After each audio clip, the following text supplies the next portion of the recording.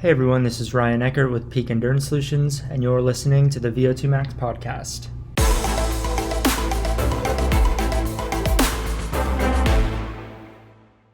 What's going on, everyone? Welcome back to another episode of the VO2 Max podcast. In this podcast episode, I'm going to be talking about the role of static stretching for the triathlete. And so I wanted to create an episode talking just about stretching, and specifically for triathletes, as I'm going to reference triathletes most commonly, but this is applicable obviously to endurance athletes more generally as well. But I wanted to make an episode talking about stretching just because of some of the common misconceptions that are prevalent regarding stretching, and particularly the relationship between stretching and injury risk. And so I wrote up a piece on this in our blog on our website a while back, and I wanted to now create a podcast episode discussing it just so that I can talk about it via this outlet as well.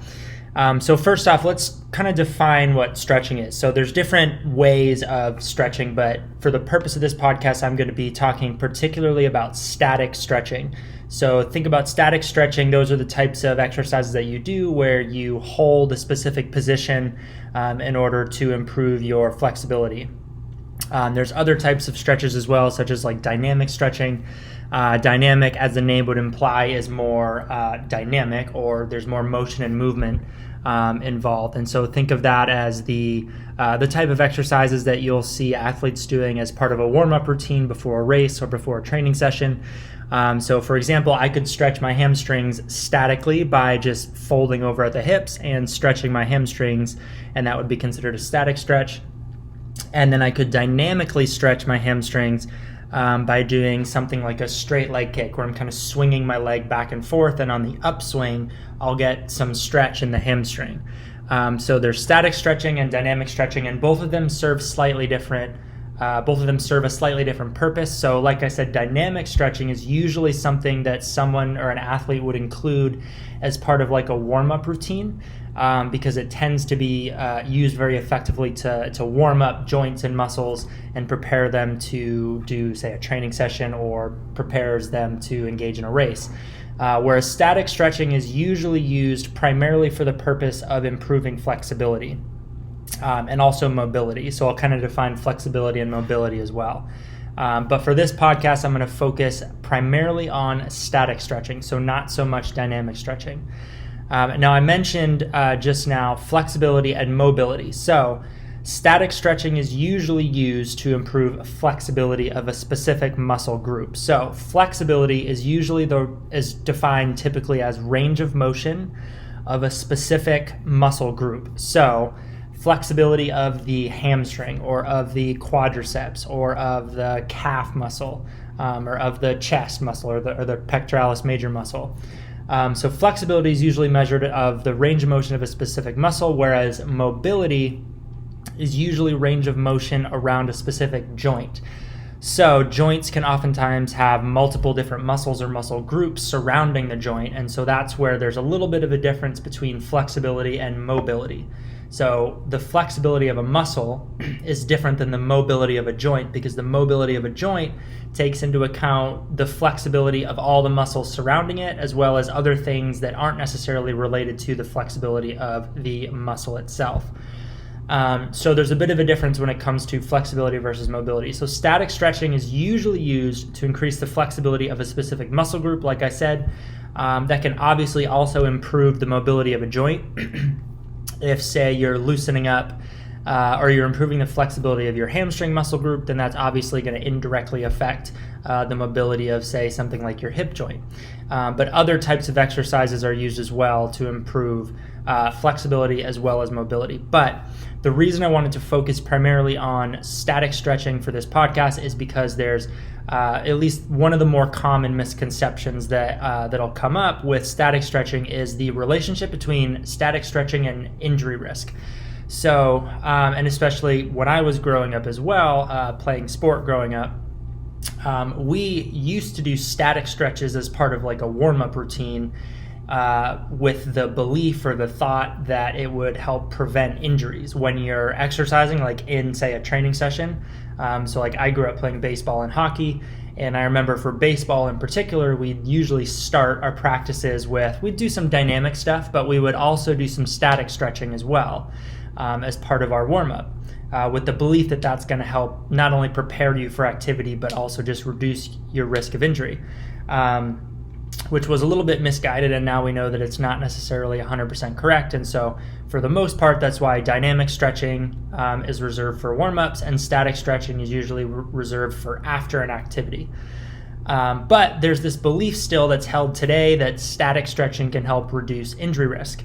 And it's not necessarily true. So we have plenty of evidence now that's come out that demonstrates that there's really not a strong relationship between those who are among athletes that perform static stretching and any kind of reduction in risk of injury.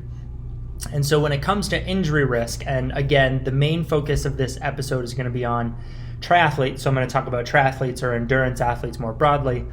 When we talk about injury risk, there's usually two kind of buckets of injuries, at least just more broadly and generally, and those would be things such as like acute injuries, where you say have like an acute traumatic incident that creates an injury. So you get, let's say you trip and you fall and you land on, say, your hip, and then you break your femur, or you break your big leg bone. So that would be like an acute traumatic injury. Something similar would say be in cycling, and you get into a cycling accident, come off your bike, land hard on your shoulder, and then you end up breaking your clavicle, which is a really common cycling related injury when someone crashes and falls off the bike. And that's the bone on the front of your shoulder that your chest muscle attaches to. So those are more acute traumatic injuries.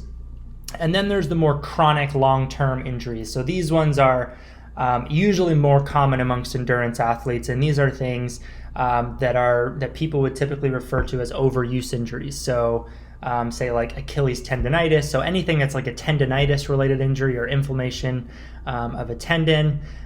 There's kind of muscle strains and pulls as well that might fit into that category, and things of that nature. And then also like stress fractures or stress reactions, so bone related injuries as well. So those are usually the more of the chronic types of injuries that occur over time from either overloading or loading too frequently with too much load and not allowing enough recovery in between. And that's usually how those types of kind of overuse injuries will pop up. And so static stretching really doesn't have much of an effect on either of those. And there was actually a really great meta-analysis that came out back in 2014 that summarized the reduction in risk of a few different types of activities. Static stretching was one of them, as well as strength training, and then proprioception based exercises, which kind of, for lack of a better term or phrase, can be thought of as things that are like balance related exercises. And for the most part, strength training had the greatest effect on reducing injury risk in the athletes that this meta-analysis included. And it was pretty large. It actually summarized the results of 25 different studies and over like 26,000 different individuals. So a pretty large paper that summarized a lot of studies across a lot of individuals. And strength training by far was found to have the greatest impact on reducing injury risk, both chronic injuries as well as acute injuries. Static stretching didn't really have any effect whatsoever on reducing injury risk. And there's been other papers that have come out and have been published since then, and even before this as well, that were probably included in that meta-analysis, that have shown that static stretching doesn't really have a strong relationship with reducing injury risk. Now, static stretching does play a potential indirect role when it does come to injury risk, particularly like chronic overuse related injury risks, that might be separate from the kind of the more direct relationship that people think of when they think of static stretching reducing injury risk. So for example, some people might think, if I have more flexible muscles, those more flexible muscles are going to be less likely to get injured. And we know that that's not necessarily true. Usually what helps to prevent injuries from occurring, or at least reduces their risk, is having stronger muscles, tendons, and joints, and bones as well. So especially with endurance athletes, and more specifically, or particularly with running, the running portion of triathlon, or say just with runners who focus solely on running, with sports that require or that have a high degree of impact loading. Those sports typically require stronger muscles, joints, bones, and tendons, just because of the amount of load that they're constantly experiencing, or that the athlete is constantly experiencing. And so typically we see that in order to reduce injury risk, you want to strengthen those tissues, and that's best done obviously with strength training. And so obviously static stretching doesn't have anything to do with necessarily strengthening those types of tissues that you would want to strengthen in order to reduce the risk of injury. So like I mentioned at the beginning of this podcast episode, static stretching primarily aims at improving flexibility of a specific muscle, or potentially affecting the mobility around a certain joint. And so if we think about flexibility on kind of like a continuum I'll use the example of a triathlete because I was going to focus specifically on triathletes in this episode. So triathletes need to have a certain level of flexibility and amongst their muscle groups, and a certain range of motion around the joints that they're using, swimming, biking, and running, in order to adequately perform those movements or those activities without too much restriction. So we think swimming, for example, the major joint that you're going to think of is the shoulder joint. Swimmers need to have adequate mobility around their shoulder joint, and then obviously adequate flexibility amongst the muscle groups that surround the shoulder joint. If someone is too tight, let's say, or too immobile, then they might start to compensate their normal swimming motion, or they might start to compensate throughout their swimming motion. That might place undue amounts of stress on different aspects of the joint or on different muscle groups. And sometimes that can lead to some overuse related injuries. So things that might be more inflammatory in nature, so like a tendonitis. And so sometimes inadequate flexibility or inadequate mobility might potentially be related to the development of some kind of overuse related injury. So on the continuum of flexibility, you have on that one end really inflexible or really immobile, to the point where someone can't engage in their activity or their sport without restriction. And then on the opposite end of the flexibility and the mobility continuum, you have like hyperflexibility or hypermobility. So someone who's extremely flexible or extremely mobile, which again isn't necessarily a bad thing. It could be if their joints are so lax that it increases the likelihood that they might like overstretch a muscle and tear it or something like that. But for certain sports, you actually don't necessarily want to be too flexible. You just want to be flexible enough that you can engage in that sport or that activity without restriction. But there's some research literature to suggest that sometimes being too flexible can be a negative depending on which sport you're playing. And so running is one of those sports where you want to be flexible in certain muscle groups, but you don't necessarily want to be too flexible in others. So for example, a runner, as they're going about their running stride, they need to be flexible enough so that they can engage in a full running stride without too much restriction. So there are, of course, a lot of muscles or a lot of different muscles that a runner would need to be or to have adequate flexibility in, and different joints that they want to have adequate mobility around. But the hip flexor is one that comes to mind right away. So as a runner's moving throughout their running stride, they want to be flexible enough in their hip flexor muscle group, which is essentially a group of muscles that originates on your spine, so in your lower back, and then it attaches on your femur, so the big bone that's in your thigh, and so it acts to flex the hip, right? So think if you were to be standing up tall and you were to drive your knee up, you're engaging your hip flexor muscle group in order to do that. So it helps you flex at the hip. Now, as a runner is going about their running stride, on the back half of their running stride, so when their foot is kicking up behind them, they want to have enough flexibility in the hip flexor muscle group so that they can kick that foot back and move through that running stride with full range of motion and not be too restricted. So spending time working on hip flexor flexibility for runners is sometimes important. But on the opposite side, the hamstrings is a muscle group that a lot of runners will spend time stretching, and it's good obviously to have adequate flexibility in the hamstring muscle group. But there's some research literature to suggest that having too much flexibility in the hamstrings could actually act as a potential negative. So with running is a sport that requires, it's a load-bearing or a weight-bearing activity, right? So with every running stride we take, when our foot hits the ground, our muscles lengthen and our tendons lengthen under load, which is called the eccentric portion of a muscle contraction. And then there's a brief period of time where they're absorbing that load and they're building up elastic energy, almost like a rubber band would. And then when that foot starts to press off of the ground, the muscles and the tendons begin to shorten under load, which is called the concentric phase of the movement. And that whole cycle is essentially known as the stretch shortening cycle. And it's basically a fancy way of describing the elastic or rubber band-like qualities of our muscle. And running is a unique sport because it's weight-bearing or load-bearing that runners experience the stretch shortening cycle with every single step they take. So it's not as prevalent in other sports or other disciplines within triathlon, such as cycling and swimming. In fact, it's almost non-existent. Those are primarily just concentric movement-based activities. But with running, we essentially are always engaging the elastic-like qualities of our muscle. And being too flexible in muscle groups can actually be a potential negative on our body's ability or our muscles' ability to store that elastic energy and then release it during the concentric phase of a muscle contraction. So if, say, for example, a runner is extremely flexible with their hamstrings, like hyper flexible in their hamstrings, it could possibly be a potential negative in their ability to store that elastic energy every single time their foot hits the ground during a stride, and then be able to release that energy and use it towards their forward momentum. So that's just one example of one muscle group and one particular sport. So sometimes being too flexible can be a potential negative.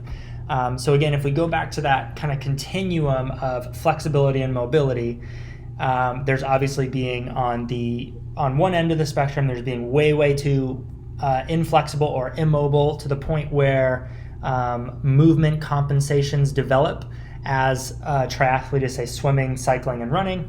And then on the opposite end of the spectrum, there's being hyper flexible or hypermobile, having too much mobility and flexibility, which isn't necessarily a bad thing because it's not going to cause the athlete to develop movement compensations per se.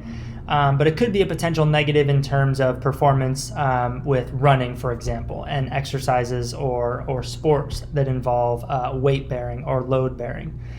And so when it comes to the role of stretching for the triathlete just needs to make sure that they're flexible enough and mobile enough that they can perform the 3 different disciplines within their sport, so swim, bike, run, without too much restriction to the point where they're developing compensations throughout a movement pattern, which, like I mentioned before, can eventually over time possibly be related to an increased risk of developing certain overuse injuries. So when it comes to the role of stretching for the triathlete, stretching isn't necessarily going to, or engaging in stretching isn't necessarily going to reduce your risk of injury per se. But it is useful just to make sure that you are adequately flexible and mobile enough so that you can engage in your sports without restricting your movement in any way and developing compensations to those movement patterns. But you don't necessarily want to hyper-focus on stretching too much to the point where you're becoming too flexible, and also getting flexible because you believe that it's going to be reducing your risk of injury. To reduce injury risk, strength training is probably one of the best things that you can do as an endurance athlete more broadly. And again, static stretching's role is really just to make sure that you have adequate flexibility in the muscle groups that you need to have adequate flexibility in so that you can engage in your sport restriction-free and pain-free as you're going about the swim stroke cycle, or as you're going about the pedal stroke cycle on the bike, or as you're going about or going through your running stride as a runner. So now let's say you know that you have certain muscle groups that are relatively tight and you want to improve the flexibility of those muscle groups so that you can move with less restriction when you're engaging in one of your disciplines as a triathlete. So let's say your hip flexors are relatively tight, and actually a really common one is hip flexor tightness amongst triathletes, because we spend not only a lot of time sitting on the bike, because obviously on the bike you're in a hip flexed position, and that can tighten up your hip flexors, but outside of sport we tend to sit a lot nowadays, and so that can lead to hip flexor tightness. And so improving the flexibility of the hip flexor muscle group is actually relatively common amongst triathletes, and also just endurance athletes more broadly. So let's say you want to improve your hip flexor flexibility. So you can say get more out of each running stride, and you can move through the full running stride with less restriction. Or to combat some of the hip flexor tightness that you develop from spending a lot of time sitting on your bike, or if you work a desk job and you're sitting a lot for your work, then sometimes improving your hip flexor flexibility can be a good thing. So now, how often do you engage in static stretching? And when you engage in static stretching, how long do you hold each stretch? These are all obviously very good questions. And what the research tends to suggest, that in order to improve flexibility, you obviously need to be stretching the muscles more than they're used to being stretched, right? So a few times a week of engaging in static stretching, where you're holding each stretch to the point of some mild discomfort, and you're accumulating about 60 seconds of holding that stretch where it's mildly uncomfortable, is essentially what you need in order to start seeing improvements in flexibility. So if I were to be, again, targeting improvements in my hip flexor flexibility, I would do a kneeling hip flexor stretch, and I would try and do that stretch on at least a couple days a week, so say 2 to 3 days a week. And I might do like one set of 60 seconds where I'm stretching it to the point of mild discomfort. Or I might break it up into like 2 sets of 30 seconds or 3 sets of 20 seconds. Usually it's just the accumulation of 60 seconds of that stretch is what you want to aim for, and doing it a couple times a week. And then one other key with doing the static stretching is you're going to get more out of doing the static stretching when your muscles that you're targeting are already warmed up. So sometimes it's useful to engage in some kind of warm-up activity before you start to do the static stretches. So for example, you could just engage in some light cardiovascular activity. So you could go for like a really light jog, or you could go for a walk. You could do some foam rolling to help kind of promote some blood flow and get the muscle groups warmed up that you're going to be targeting with your static stretches. And there's obviously a bunch of different types of things and tools and pieces of technology that we have nowadays that can help warm up the muscle group. So I already mentioned foam rollers, but you could use something like a massage gun, for example, and you could massage out your hip flexor group with that massage gun, just get some blood flow going to that area and warm it up a little bit before you stretch it. And the reason being is you'll be able to get deeper into the stretch as that muscle is warmed up and it's more pliable. So think of your muscles essentially as like silly putty or something. So if you've ever taken cold silly putty out of its little canister before, obviously it's easier to manipulate and stretch out the warmer it gets. So when you first take that silly putty out of the canister, it's sometimes a little bit cold, not quite as pliable, but as you move it around in your hands a little bit, it starts to loosen up and it becomes more pliable. And so essentially your muscles work the same way. So the more warmed up they are, the more pliable the tissue becomes, and the deeper you'll be able to get into that stretch. Ultimately, the more you'll be able to get out of that stretch, and the more it'll translate into improvements in your flexibility. So to kind of summarize everything I talked about in this rather brief podcast episode, the role of static stretching for the triathlete. Static stretching doesn't necessarily have any evidence to document that it reduces the likelihood of both acute and chronic injury risk. So the role of static stretching for the triathlete would primarily be in making sure that certain muscle groups have adequate flexibility and certain joints have adequate mobility, so that you can just engage in swimming, cycling, and running pain-free and restriction-free. If you don't have adequate flexibility or mobility in certain muscle groups and joints, then that could potentially lead to compensations in movement patterns, which could eventually lead to a potential increased risk for certain overuse related injuries. So there could be a potential indirect link between flexibility and injury risk, but static stretching doesn't necessarily have like a direct impact on reducing injury risk. That's more where strength training comes into play and where the benefits of strength training lie for endurance athletes, but static stretching, not so much. So if you have any questions on anything that I covered in this podcast episode, I know I kind of blew through it pretty quick, but I wanted to make it a really quick kind of 20-minute quick listen podcast that was talking about everything related to static stretching for the triathlete. But again, if you have any questions on any of this stuff, feel free to shoot me an email at peakenduranceSolutions@outlook.com. Hopefully you got something useful out of this podcast episode, and I look forward to having you listen into the next episode.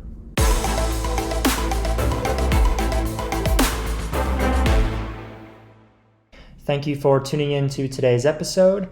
If you liked what you heard in today's episode, please feel free to leave us a review. Those reviews are greatly appreciated and help spread the word about our podcast, as well as help us improve the content that we deliver to our listeners. And then finally, if you know of anyone who would be interested in listening to our podcast, please go ahead and share our podcast with them.